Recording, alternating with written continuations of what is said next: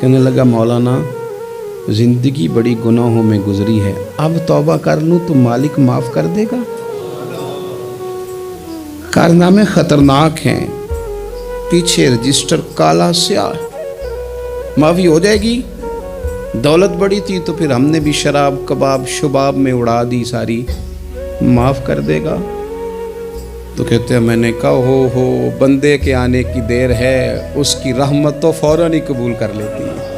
حضرت ابن الجوزی رحمۃ اللہ علیہ فرماتے ہیں کہ ایک درویش تھے، حضرت ابو ہاشم ان کا نام تھا۔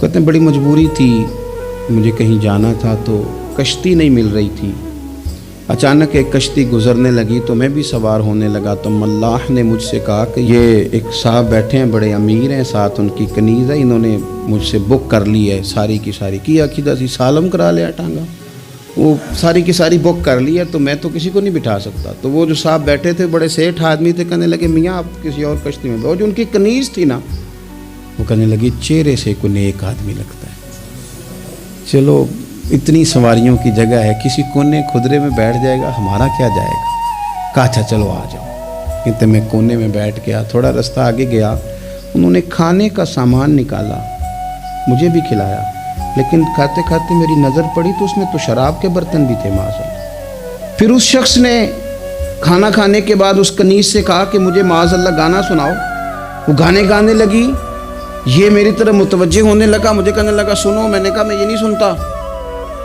پھر میری طرف شراب بڑھائی، میں نے کہا میں نہیں پیتا، تو کہنے لگا تو کیا سنتا ہے، تو کیا سنتا ہے؟ تو کہنے لگے میں سناؤں کیا سنتا ہوں؟ کہا سنائیے، فرماتے میں نے قرآن پاک پڑھنا شروع کر دیا۔ کچھ لوگ، میں آپ کو یقین سے کہتا ہوں، کچھ لوگ ایسے ہیں ان کی زندگی دور گزر گئی ہے مسجد سے، انہیں کو بندہ چاہیے جو تھوڑا سا جا کے پیغام حق سنائے۔ یعنی ان کو پتہ ہی نہیں ہے کہ دین میٹھا کتنا ہے، حسین کتنا ہے، قرآن میں چاشنی کتنی ہے، سرکار کی تعریف کا، نعت خوانی کا رنگ کتنا شاندار ہے۔ میرا یہ ماننا ہے کہ جسے رب رسول کے رنگوں کی خوشبو کا پتہ چل گیا نا، پھر دنیا کا کوئی اور رنگ اسے اپنی طرف مائل کر ہی نہیں سکتا، سوال ہی پیدا نہیں ہوتا۔ کچھ لوگوں نے سونگا نہیں ہے، آئے نہیں ہیں، قریب نہیں آئے۔ تو شیخ ابو ہاشم کہتے ہیں مجھے کہنے لگا سناؤ نا، امیر آدمی تھا، کبھی اس طرف گیا ہی نہیں تھا، ڈھیروں لوگ ہیں جو نہیں مسجد جاتے، الہاکم التکاثر حتی زرتم المقابر، اللہ فرماتے ہیں کہ تمہیں دولت کی ہرس نے اتنا عجیب الجھا دیا کہ قبروں تک پہنچ گئے تم۔ بہت سارے لوگ ہیں قبر میں چلے جاتے ہیں، مسجد میں نہیں آتے۔ تو کہتے ہیں میں نے اسے چند آیتیں سنائیں، اس کی تو کیفیت ہی بدل گئی۔ کہنے لگا مولانا زندگی بڑی گناہوں میں گزری ہے، اب توبہ کر لوں تو مالک معاف کر دے گا؟ کارنامے خطرناک ہیں، پیچھے رجسٹر کالا سیاہ، معافی ہو جائے گی۔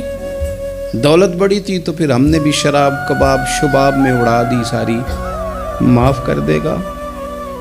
تو کہتے ہیں میں نے کہا ہو بندے کے آنے کی دیر ہے، اس کی رحمت تو فوراً ہی قبول کر لیتی ہے۔ ویسے بھی عدل کریں تے تھر تھر کمبن، اونچیاں شانہ والے تجھے فضل کریں تے پھر تے بخشے جامن میرے جے منہ کالے۔ کہتے اس نے اس کنیز کو آزاد کیا، دولت اللہ کی راہ میں خیرات کی، 40 سال میرے ساتھ رہا۔ پھر میں نے اس کی زبان سے سوائے خیر کے جملہ نہیں سنا، ایک کی بات کرتا تھا، کہتا تھا شیخ کاش آپ مجھے تھوڑا پہلے مل جاتے، زندگی سے یہ گلہ ہے کہ تو ذرا دیر سے ملا ہے، پہلے مل جاتے نا تو شاید میری زندگی کچھ اور دن بن جاتے، تھوڑی دیر اللہ والے کی صحبت۔ آپ فرماتے ہیں پھر وہ 40 سال کے بعد میرے سامنے انتقال ہوا، میں نے ہی دفن کیا، میں نے ہی قبر میں اتارا، جنازے کا اہتمام بھی میں نے ہی کیا۔ میرا یار تھا، دل لگ گیا تھا، پیار ہو گیا تھا، میں پریشان رہتا۔ ایک دن خواب میں مل کے مجھے کہنے لگا فکر نہ کر، میں نے اپنے رب کو بڑا ہی مہربان پایا ہے، میں نے اسے بڑا کریم پایا ہے، معاف کرنے والا پایا ہے، درگزر کرنے والا پایا ہے، اس نے فضل فرما دیا، میرے گناہوں پر اس کے عفو و درگزر کا قلم چل گیا ہے، اور میرے حق میں جو فیصلہ آیا ہے وہ رحمت والا ہی آیا ہے، فضل والا ہی فیصلہ آیا ہے۔